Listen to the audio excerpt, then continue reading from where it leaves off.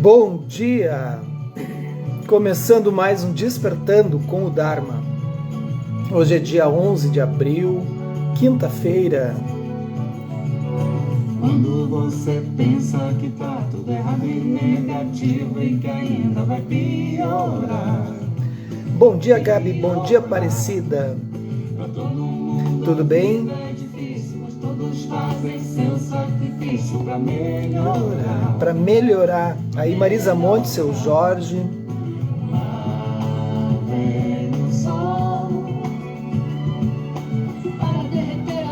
Como vão, meninas? Tudo bem aí, Gabi? Quanto tempo? Bom dia, Rosiclé. Bom dia, Feituras Finas. É da Grazi, né? Se estamos aqui, ótimo. É isso aí. Vai saber, né?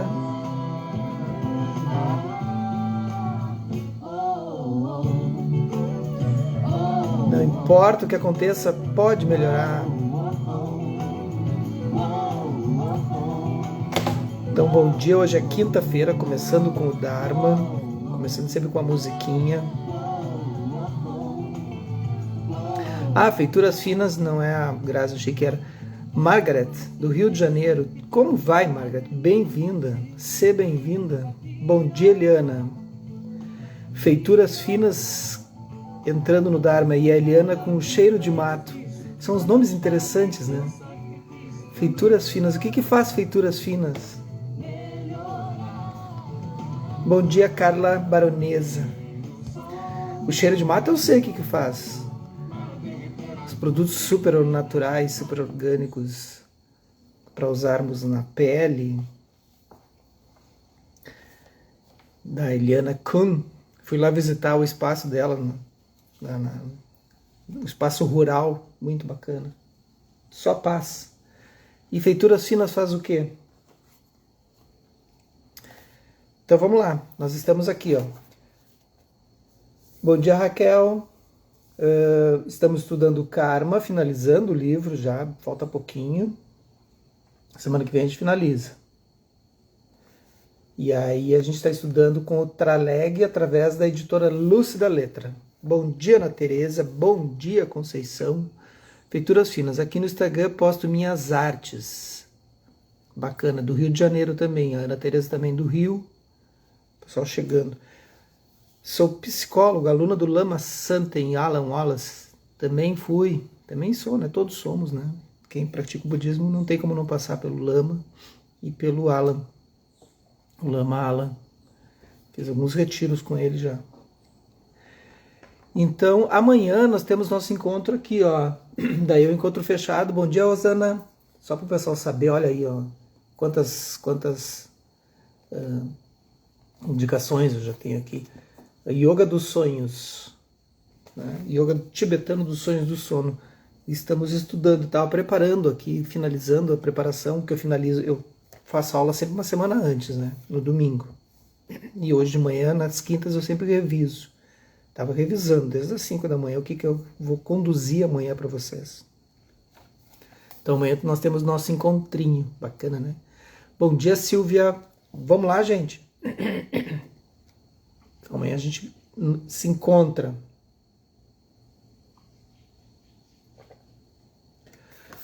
Página 162. No budismo, não fazemos previsões sobre o que nos tornaremos. A teoria kármica não se destina a encorajar conjecturas ou obsessões sobre nossa encarnação anterior. É interessante notar, porém, que quando pensamos sobre a origem de nossas inclinações atuais, em geral direcionamos o nosso pensamento para o conceito de renascimento e não de reencarnação. Se é possível nascer em reinos diferentes, se uma pessoa preguiçosa pode renascer como um porco, por exemplo, como é possível haver a mesma identidade de consciência em momentos e em criaturas tão diferentes? Primeiro como um ser humano e depois como um porco? Então o budismo tem essa ideia, né? Bom dia, Grazi. Bom dia, Isis. Os diferentes níveis de sofisticação de consciência, nos dois casos, são difíceis de serem conciliados, o que é uma das razões pelas quais as pessoas resistem a considerar seriamente a ideia do renascimento. Bom dia, Ângela. A implicação que precisa ser reconhecida é de que a consciência é como uma luz que muda e se transforma. É como tu passar a luz de uma vela para outra, né? Então a consciência passa para um outro corpo e aí a vela tem essa parafina. Enquanto tiver parafina vai continuar queimando. Então imagine que a parafina são os nossos desejos, são os nossos apegos, são as nossas aflições, enfim, tudo que forma essa constituição que a gente chama de eu, assim, né? No budismo a gente vai chamar de 5 agregados e os 3 skandhas. São mais agregados e são mais skandhas também. Mas vamos lá, vamos manter um básico. Então os agregados seriam sensação, a forma, né? A sensação, a percepção, a formação mental, que é a volição e a consciência. Nesse caso aqui o Traleg traz o 5º agregado como mente. E os skandhas, que são esses venenos mentais, né? Nós temos a ignorância, a raiva e o apego, que movimentam todas as outras. Tem outras estruturas de pensamento, como Theravada, que vão trazer 5 skandhas e não 3. Mas eu ainda acho que os 3 já resolvem tudo. De qualquer forma, essa parafina é isso. Essa constituição que a gente tem. E enquanto estiver queimando, enquanto tiver esse movimento desses 3 venenos movimentando esses agregados, movimentando esses 5 agregados, né? Porque eu me movimento no mundo através desses venenos. Eu crio esse samsara. Bom dia, mãe, tudo bem? Bom dia, Silvia. Então eu quero alguma coisa, ou eu tenho aversão a alguma coisa, né? E aí eu vou criando um eu dentro dessa estrutura. Isso é a parafina da vela. Então quando extinguir isso, não que eu tenho que extinguir justamente esses apegos, essas raivas, essa ignorância, né? Esses 3 venenos mentais. Quando eu conseguir extinguir isso, eu liberto a chama. E o nome disso se chama Nirvana. Nirvana é o apagar da chama. A palavra quer dizer isso. Então é o apagar da chama. Mas a chama não é que tu apaga a chama e ela some, ela morre. O que morre é a parafina, que vai dando substância para aquela vela continuar acesa. Sacaram? Então quando eu libero todas essas coisas que eu tenho em mim, vou liberando aos pouquinhos, eu estou libertando uma chama. Apagar a chama é isso. Às vezes a consciência se torna mais brilhante, em outras ocasiões fica mais fraca. Em alguns momentos é expansiva, noutras vezes é muito restrita e opaca. Isso acontece devido ao veículo em que a consciência encontra sua moradia, o tipo de hospedeiro ou organismo físico que ela habita. Então, eu acendi uma vela, eu sempre tenho uma vela acesa ali, né? Bom dia, Deni, no altar. Né? De manhã eu tomo refúgio, tal, você sabe. O Buda no Dharma e no Sangha. Aí faço a minha prece de Tara, vermelha, né? Que eu sou iniciado em Tara. E aí eu escolhi uma vela que tem um cheirinho de mel. Super boa. Às vezes a gente escolhe esse veículo que é esse nosso corpo, que é essa nossa estrutura. Nem sempre ela cheira mel, né? Nem sempre. Às vezes ela está meio opaca, às vezes ela está meio, né, sombria, às vezes ela está alegre, está expansiva. Mas é essa estrutura. Então isso acontece devido ao veículo que a gente escolhe. Mas essa escolha, ela não é permanente. O corpo, claro, o corpo tem uma determinada permanência, um determinado tempo, né, que ele vai existir, porque todas as coisas se dissolvem. Ontem eu estava estudando o budismo Shin. Bom dia, Pati. Eu tenho estudado toda noite o budismo Shin, né? E aí ele estava relembrando, esse autor estava relembrando o que o Buda falou quando ele morreu, né? Então o Buda morre aos 80 anos, né? Pensa. E aí ele diz todas as coisas condicionadas, a última frase dele, todas as coisas condicionadas são impermanentes. Sensacional. Ele não vai temer a morte, ele não vai temer, ele vai perceber que esse corpo que ele hospedou, como diz aqui, esse tipo de herdeiro, organismo físico que ele habitou, ele explicou a vida inteira. O primeiro ensinamento dele foi esse. Todas as coisas condicionadas são impermanentes. E a última foi, todas as coisas condicionadas são impermanentes. E todas as coisas são condicionadas. Elas dependem de certas condições para existirem. E todas as coisas, essas condições, aí sensacional. Bom dia, Lu. Isso determina o modo como a consciência irá se manifestar no ser vivo. Ela dá vida ao corpo que estiver ali. A consciência é vista como um fluxo. E não como um objeto. Pode ser comparada à eletricidade. Assim, o brilho de sua luz depende do fio condutor no qual ela viaja. Tem umas consciências que operam, e não é o corpo a culpa disso, né? Porque o corpo também ele é uma manifestação da mente, e a mente é uma manifestação do corpo, né? Mas tem umas consciências que são bem sombrias. A gente vê isso por todo lado, né? Quando algo ganha vida, isso significa que alguma forma de consciência, por mais rudimentar que seja, fixou residência. Naturalmente, então, existem diferentes níveis de consciência. O renascimento deve ser entendido nesse contexto. Depois de morrer, nossa consciência busca por algo e decide se fixar em alguma coisa, onde se conectar. Essa é a chave para compreender o significado real do renascimento em oposição à reencarnação. E aí tem aquilo, né? Quem já estudou o livro tibetano dos mortos, né? Sabe como é que opera os bardos, né? E esse bardo da morte, como tu vai renascer. E infelizmente essas experiências que nós temos de manifestações, de oscilações nas nossas emoções e sentimentos, ou os venenos mentais que nós tivermos durante a nossa vida, e a gente mantém, por exemplo, uma raiva, né? Mantém um sistema de raiva. Tem gente que é raivosa o dia inteiro, assim, né? Eu conheço muita gente assim, infelizmente. E tem gente que é por amor, né? É um bom contraste. Mas, de qualquer forma, a propulsão kármica, que é essa semente kármica, vai explodir, vai te posicionar e vai te movimentar na hora da morte, quando tu já tiver desligado todos os teus sentidos, quando o corpo faleceu, já morreu, né? A tua mente ainda continua funcionando, né? E o teu cérebro, você sabe, né? Que o cérebro continua funcionando por 5 minutos até 10 minutos ainda. Ele está vivo, ele está fazendo ainda um monte de operações. Enfim, e o cérebro tem a amígdala. Nós enxergamos pela amígdala, já há comprovações disso, né? Mas voltando, a propulsão kármica mais forte que tiver é o que vai te empurrar para um novo renascimento. Então imagina, qual é que tu está guardando aí dentro de ti? O que tu guarda? Medo? Insegurança? Alegria? Felicidade? Amor? O que tu cultiva?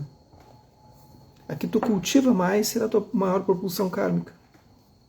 E vai te dar chances de um renascimento, segundo o budismo, segundo o espiritismo. Vai te dar chances de um renascimento dentro dessas condições, dentro dessas propulsões kármicas.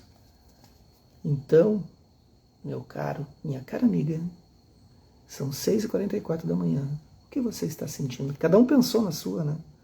No seu veneno mental. Então veja com qual tu vai te conectar, porque essa é que vai falar mais forte. Não adianta, agora tu consegue encobrir, porque tem um monte de sentidos operando, tem a consciência, ainda ela está ativa, tu tem controle sobre a consciência, está ali operando. A turma do Yoga dos Sonhos está começando a estudar, né? Consegue operar, não vai conseguir estudar sobre, não necessariamente vai conseguir operar sobre os níveis inconscientes, né? Vai depender de cada um e do estudo de cada um, obviamente.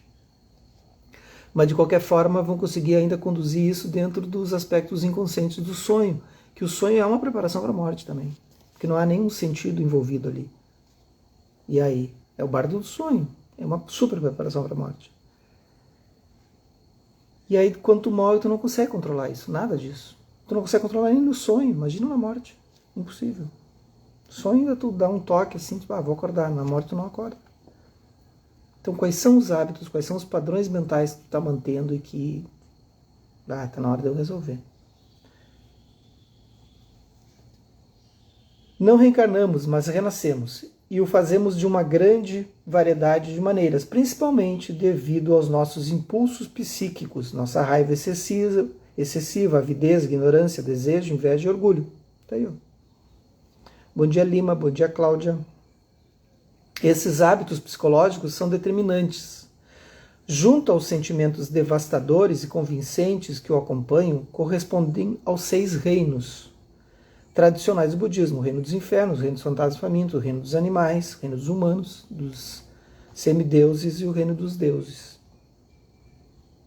Você sabe que esses 6 reinos, no começo não existia o reino dos humanos, né? Porque não existiam humanos. E os semideuses também não era uma coisa que estava dentro da estrutura do budismo raiz. Bom dia, Grácia. Os semideuses, eles surgem com o budismo Mahayana, surgem depois, bem depois. Já não surge com o Buda. O Buda vai trazer ele vai trazer somente 5 reinos: os humanos e os devas, né, os deuses. Essa ideia dos semideuses surge depois. Então, os 6 reinos, tu pode renascer dentro dessa condição. Pode renascer com o reino dos infernos, o reino dos fantasmas famintos, o reino dos animais. Ah, mas eu não acredito que tu vá renascer como um porco, como um réptil, um sapo. Tudo bem, mas tu pode renascer num lugar em que haja fome, em que haja muita guerra, em que haja a dependência ou a ignorância. Tu nascer como um ser que depende dos outros, como os animais. O cachorro, se a gente não dá comida para ele, morre, né? Ele vai para a rua comer o que tiver, mas enfim, se é caseiro, doméstico.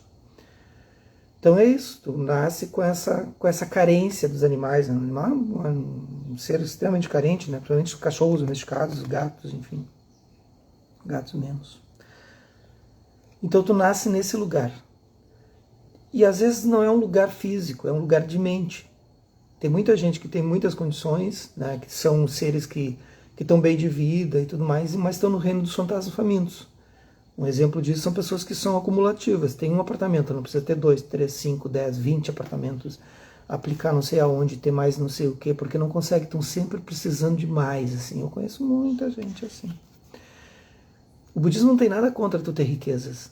A questão é tu não perceber que isso está gerando esse apego e essa ganância. Né? Quanto é o suficiente?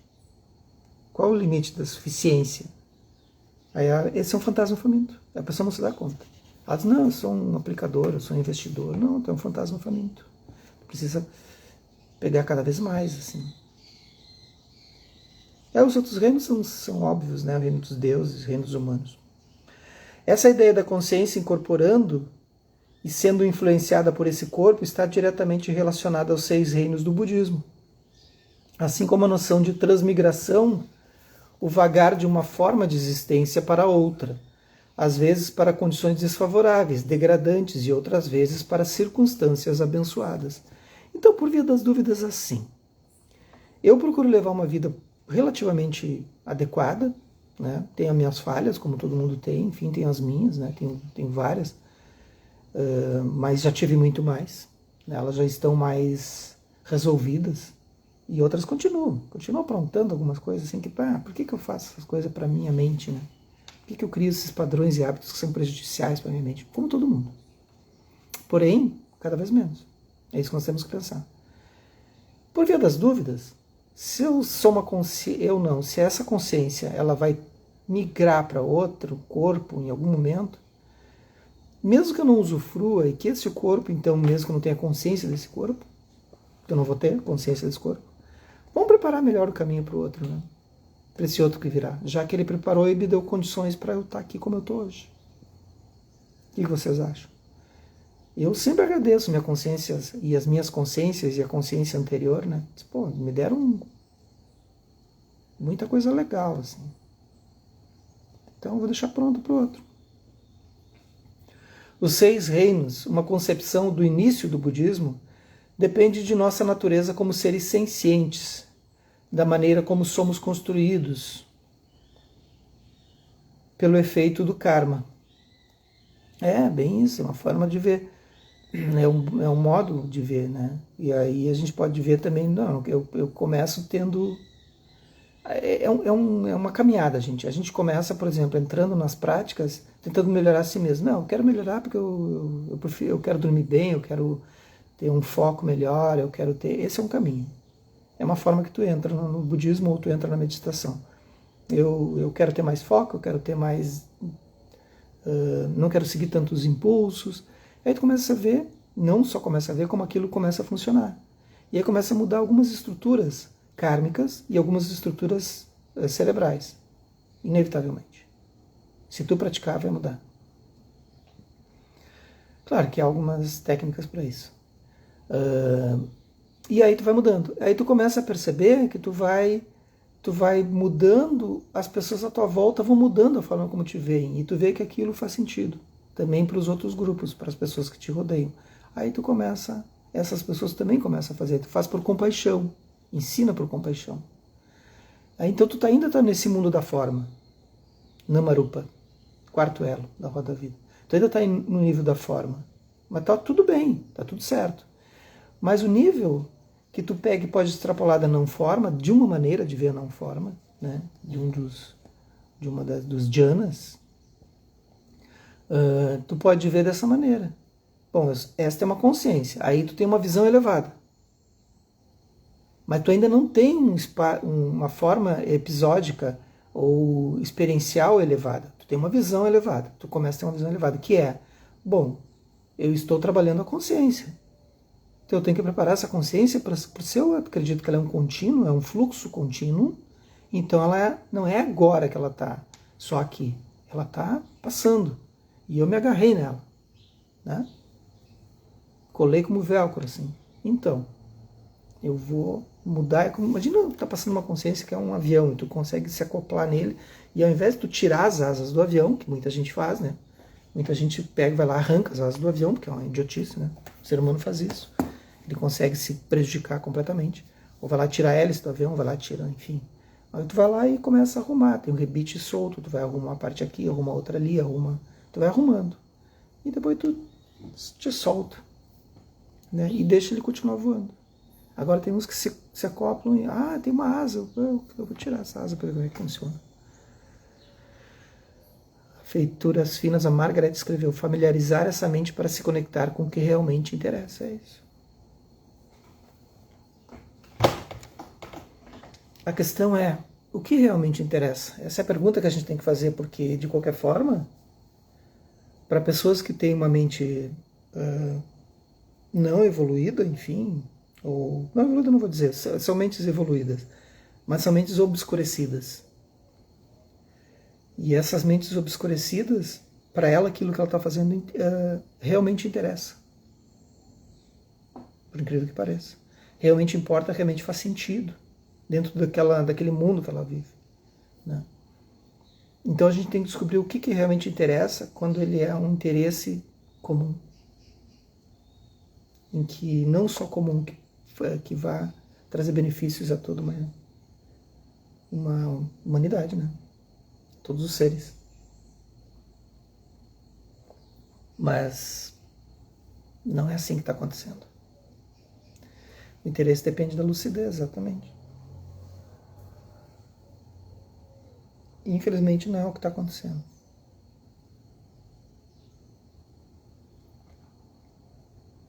Mas eu não sou fatalista, assim como os Advikas. Advikas eram um povo, uns pensadores da época do Buda. Então tinha os Advikas, os fatalistas, tinha os Jainistas, os que acreditavam no destino, os Brahmanes, que acreditavam nas castas e em outras coisas, óbvio. Cada um tinha uma característica. Tinha os materialistas, os céticos e os cínicos, né? Então tinha uma galera, assim, mas eu não me enquadro em nenhum deles, assim, nesse sentido. Por isso que me enquadro no budismo. Mas não sou fatalista com o ser humano, assim, acho que tudo está perdido. Não é nada disso. Acho que justamente as coisas estão como devem estar. É interessante essa construção que o mundo está passando. É muito interessante.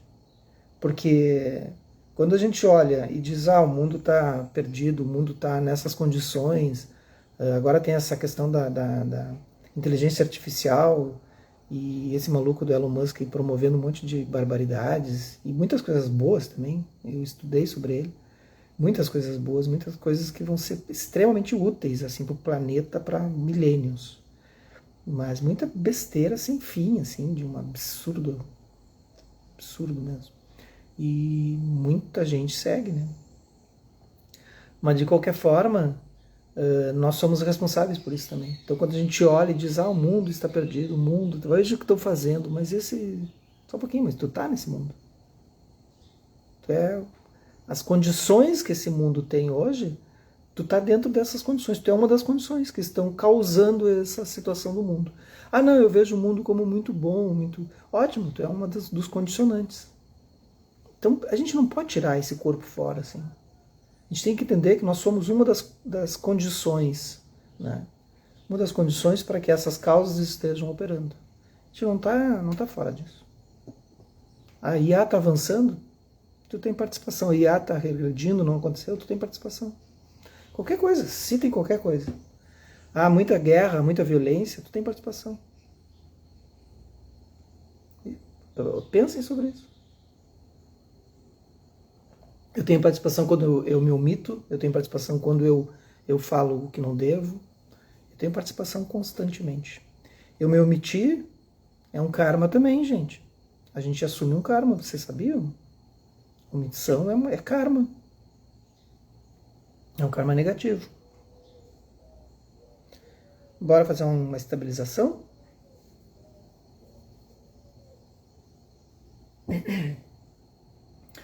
Então coloquem o corpo numa postura natural e confortável para si, para hoje. Se for deitado, se for encostado, se for de lado, deitado, não importa. Isso é o menos importante. O mais importante é ter compaixão consigo nesse momento. Como está meu corpo? O que ele está pedindo? Está pedindo que eu deixe ele completamente ereto, uma postura de prática convencional, formal, ou ele está pedindo que eu deite? Ele está pedindo que eu me encoste? Não imponha nada sobre o corpo. Leia o seu corpo primeiro. Independente da postura escolhida, procure alongar as costas, alongar o pescoço.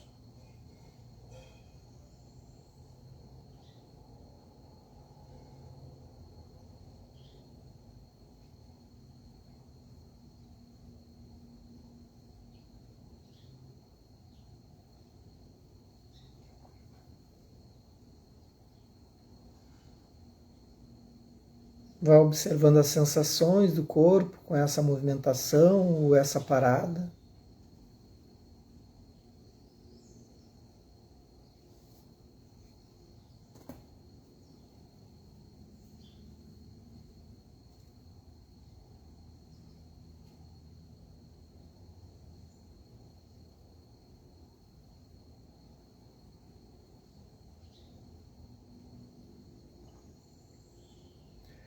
Valendo o corpo através das sensações, pode ser que ele esteja lhe dizendo alguma coisa.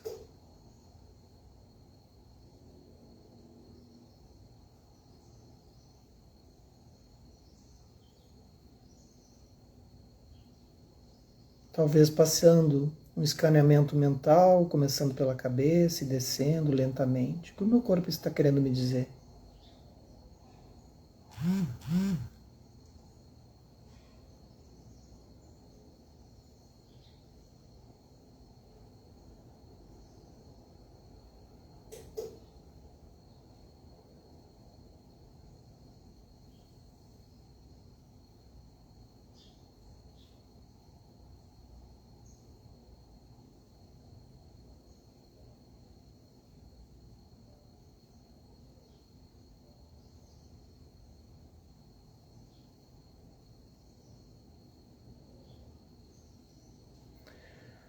Lembre-se, essa consciência Lembrem-se sobre isso, sobre o que a gente falou agora no Dharma. Essa consciência se acoplou nesse corpo, como um avião que está passando. Lembre da metáfora, né, da analogia que eu fiz. Então a gente precisa ler esse corpo. E ele está falando. E a gente não ouve. Ok? Não retirem as asas desse corpo, senão ele para de voar. Que os méritos desse nosso encontro, dessa nossa prática se expandam e toquem a todos, todas, todas, e que nós possamos nos tornar um caminho iluminado. Um bom dia, uma boa quinta e até amanhã, sexta-feira.